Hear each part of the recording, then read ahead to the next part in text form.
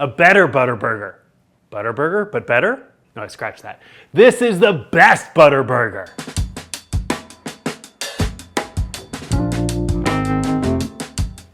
The butter burger is a Midwestern classic, traditionally only with 4 ingredients, like ground beef, onions, bun, and a copious amount of Wisconsin butter. Simple, right?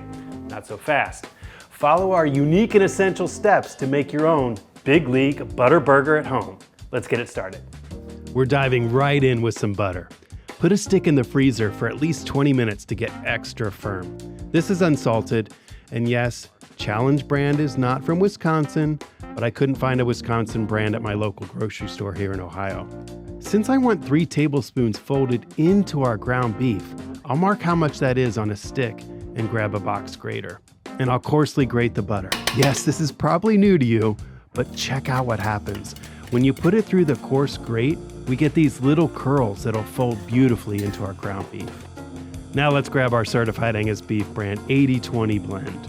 This is the ratio of fat to lean that should be your go-to for burgers.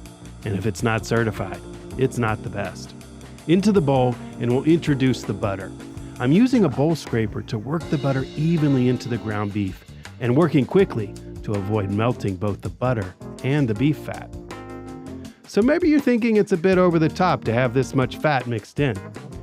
But that's the point of this blend.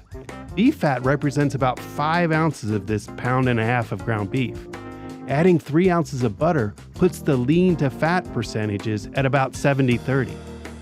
Beef will still be the dominant flavor here, but the butter will add a rich creaminess with a touch of sweetness. Okay, I'll quickly form 4 patties, and I'll set them in parchment on a sheet tray.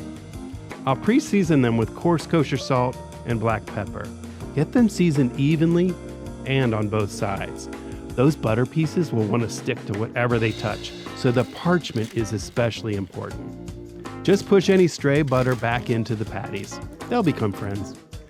And then we'll put these in the fridge to firm up while we get a couple key ingredients ready to roll.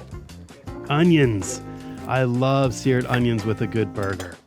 Rather than slices here, we're going to dice it up. When you eat a burger, diced is much easier to eat than slices. All right, we'll come back to the onions here in a minute. Get a large cast iron heated and ready on the stovetop, and get into more of that butter to toast our buns. Just paint some circles on the cast iron. This is where our buns will land. Grab your favorite hamburger bun. I'm mixing things up a little here and using a split top for this recipe. I think they'll soak in just the right amount of butter and toast nicely. Press the bun halves into the cast iron and work them around to grab that melting butter. Set the first wave aside and get 4 more halves worked in. It reminds me of pancake morning at our house. Do you use the same technique with a stick of butter, where the paper is still on but you fold it down and paint the hot pan? Tell me in the comments. Okay, buns are toasted perfectly. Nice and golden brown with crispy edges. I'll get the last one out of the pan and we'll get to searing the onions. Cast iron still on medium heat, and you guessed it, more butter. Into the pan with our diced onion for a quick sear. Instead of slow caramelizing, we're going for a quicker cast iron sear here. Spread things out quickly to get the onions softened. After a few minutes, a pinch of salt, and we'll stir things around. I'm just getting them off of raw. When they go from opaque to transparent, pull them off.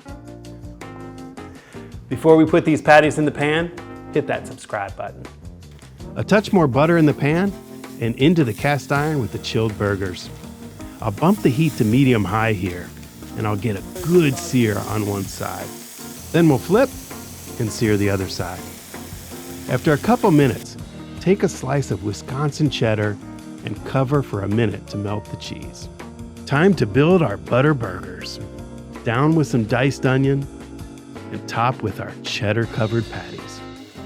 Some sliced dill pickles to top it off. I'll tell you, onion, pickle, and cheddar, pretty simple. All right, I'm not gonna miss out on some of that flavor still in the pan. If you wanna sop up that rendered fat, grab a top bun and go for it.